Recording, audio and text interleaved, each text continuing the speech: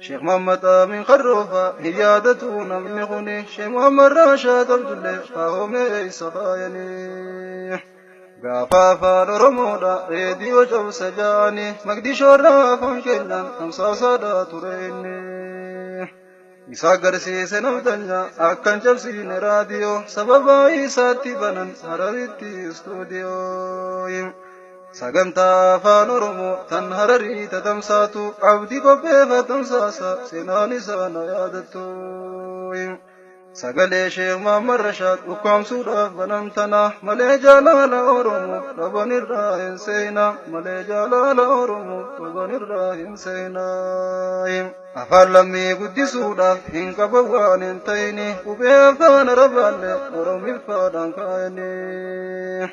وقادي دم تابني قرآن ترجمانني وبيفان رموتين كتاب ميك خايني أفان رومو قدسو عمري ساني تابني قال لا إرى رموتي وقال ميجي جيرني جنة ربها هنو شيخ محمد راشد عبد الله جنة تيسا وجين والنها برسي سنو Isaaf shee baarii sabaloo kan Oromoo kaayan gubee lammiin isaanii gubee dhabuun akka malee garaa gube lammiin isaanii gubee dhabuun akka malee garaa gubee.